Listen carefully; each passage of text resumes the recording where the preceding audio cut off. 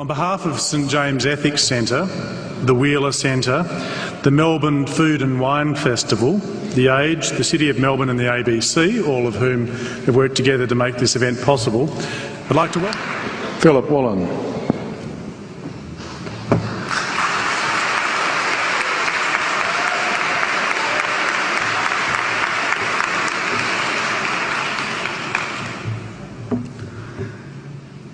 King Lear, late at night on the cliffs, asks the blind Earl of Gloucester, "How do you see the world?" And the blind man Gloucester replies, "I see it feelingly. And shouldn't we all? Animals must be off the menu because tonight they are screaming in terror in the slaughterhouses, in crates and in cages, vile, ignoble gulags of despair." You see, I heard the screams of my dying father as his body was ravaged by the cancer that killed him. And I realized I'd heard those screams before. In the slaughterhouse, their eyes stabbed out and their tendons slashed, on the cattle ships to the Middle East, and the dying mother wail as a harpoon explodes in her brain as she calls out to her calf. Their cries were the cries of my father. And I discovered that when we suffer as equals. And in their capacity to suffer, a dog is a pig, is a bear, is a boy. Meat today is the new asbestos, more murderous than tobacco. CO2, methane and nitrous oxide from the livestock industry are killing our oceans with acidic, hypoxic dead zones. 90% of small fish are ground up into pellets to feed to livestock. Vegetarian cows today are the world's largest ocean predators. The oceans are dying in our time. By 2048, all our fisheries will be dead, the lungs and the arteries of the earth. Billions of bouncy little chicks are ground up alive simply because they are male. Only 100 billion people have ever lived. 7 billion people live today. And yet we torture and kill 2 billion sentient living beings every week.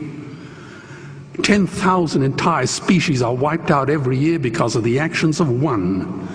And we are now facing the 6th mass extinction in cosmological history. If any other organism did this, a biologist would call them a virus. It is a crime against humanity of unimaginable proportions. But happily, the world is changing. 10 years ago, Twitter was a bird sound. www was a stuck keyboard. Cloud was in the sky. 4G was a parking space. Google was a baby's burp. Skype was a typo. And Al-Qaeda was my plumber. Victor Hugo said, "There is nothing more powerful than an idea whose time has come." Well, animal rights today is now the greatest social justice issue since the abolition of slavery. Do you know there are over 600 million vegetarians in this world? And that is bigger than the United States, England, France, Germany, Spain, Italy, Canada, Australia, New Zealand, all put together. If we were one nation, we would be bigger than the 27 nations of the European Union. Can you believe that? And despite this massive demographic footprint, we are still drowned out by the raucous hunt and shoot and killing cartels who believe that violence is the answer when it should not even be a question. Meat kills animals, kills us, and is killing our economies. Medicare has already bankrupted the United States. They will need $8 trillion invested in Treasury bills just to pay the interest, and they have precisely zero. They could shut down every school, Army, Navy, Air Force, Homeland Security, Marines, CIA, and FBI, and they still will not have the money to pay their doctor bills. And our Cornell and Harvard say that the optimum amount of meat in a healthy human diet is precisely zero. Water, as you know, is the new oil. Nations will soon be going to war for it.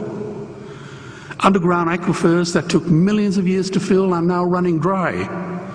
It takes 50,000 liters of precious drinking water to make 1 kilo of beef. Today, 1 billion people are hungry. 20 million people will die from malnutrition. cutting meat by only 10% will feed 100 million people, and eliminating meat will end starvation forever. If everyone ate a Western diet, we would need 2 planet Earths to feed us. We've only got one, and she is dying. Greenhouse gas emissions from livestock is 50% greater than transport, as Peter said. Cars, trains, buses, ships, lorries, the whole lot. And as I travel around the world, I see poor countries who sell their grain to the West while their own children starve in their arms. And the West feeds it to livestock so we can eat a steak?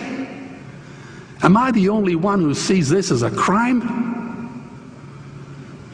Believe me, every morsel of meat we eat is slapping the tear-stained face of a hungry child.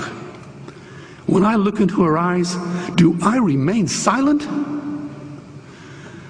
The earth can produce enough food for everyone's need, but not enough for everyone's greed.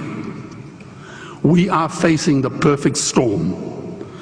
If any nation had developed weapons that could wreak such havoc on the planet, we would launch a preemptive military strike and bomb it back into the Bronze Age. But it's not a rogue state, it's an industry. The good news is we don't have to bomb it. We can just stop buying it. Sir George Bush was wrong.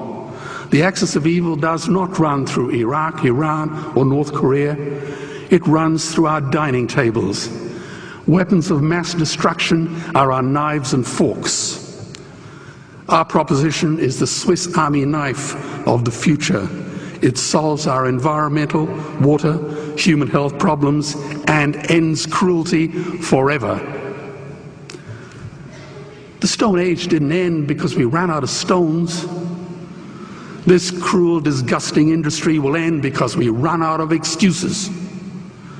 Meat is like the 1 and 2 cent coins. It costs more to make than it's worth.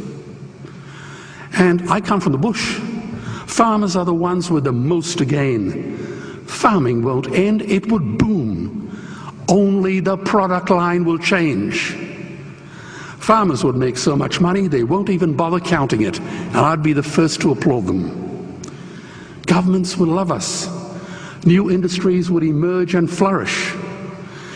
Health insurance premiums would plummet. Hospital waiting lists would disappear. Hell, we'd be so healthy, we'd have to shoot someone just to start a cemetery. So tonight I have 2 challenges for the opposition. 2 challenges. Meat causes a wide range of cancers and heart disease. Would they name one disease caused by a vegetarian diet? And 2, I'm funding the Earthlings trilogy. If the opposition is so sure of their ground, I challenge them to send a copy of the Earthlings DVD to all their colleagues and all their customers. Go on, I dare you.